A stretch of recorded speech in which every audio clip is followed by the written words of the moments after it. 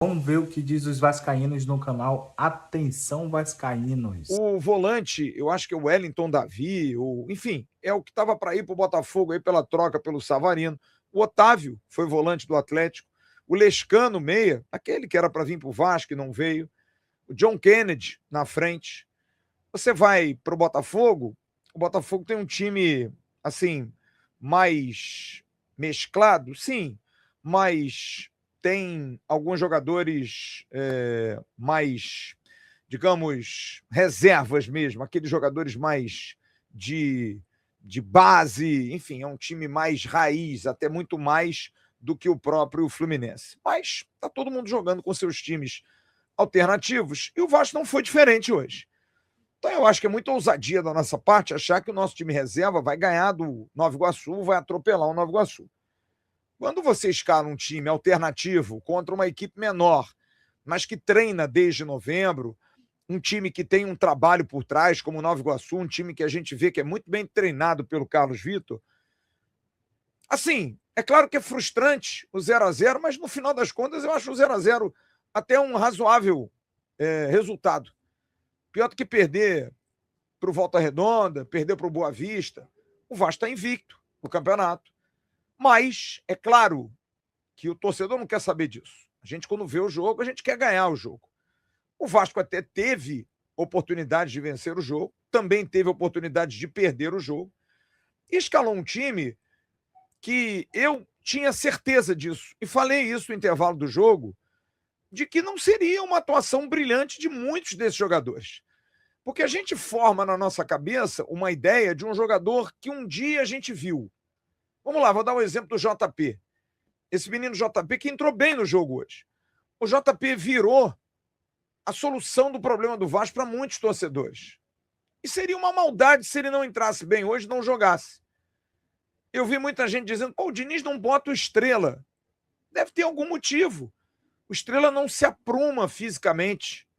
Aí entra esse menino João Vitor Fonseca, que é atacante, tá?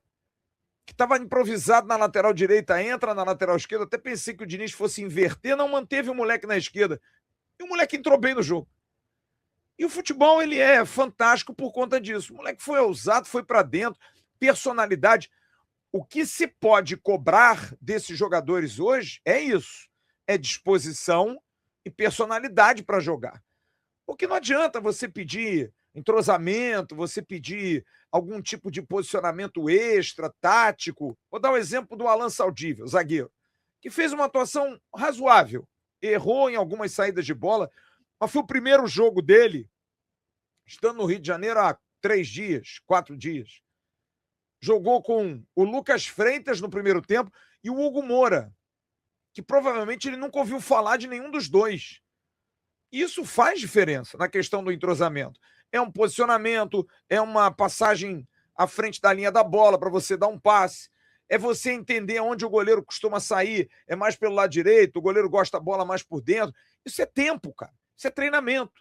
Então não adianta a gente cobrar de uma maneira absurda de que o time não jogou nada.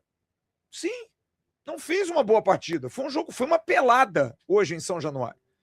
Mas eu não vou sair aqui tacando pedra, dizendo que é uma tragédia, é horroroso. O Vasco precisa de reforços, independente se tivesse goleado o Nova Iguaçu hoje. Há uma necessidade de reforços para uma temporada importante.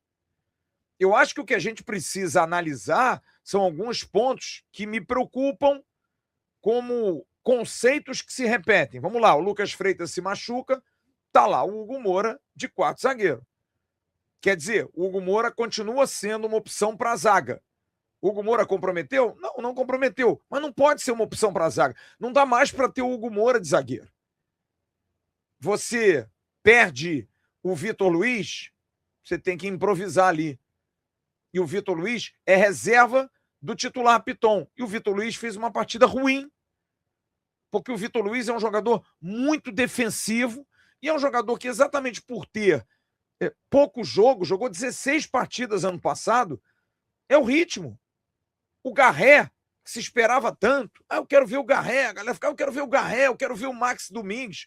Os caras vão fazer ou o que o Garré fez no primeiro tempo, que é pisar em cima da bola, dar de letra, vai tentar aparecer, e foi sacado no intervalo, porque estava parecendo que estava em outro mundo, ou vai fazer o que o Max Domingues fez, carimbar a bola. O Max Domingues parece aquele cara da repartição pública que a bola, o papel vem nele, ele carimba e passa, carimba e passa. Não soma absolutamente nada para o jogo. Jogador completamente improdutivo. Esse até vinha jogando nos Estados Unidos.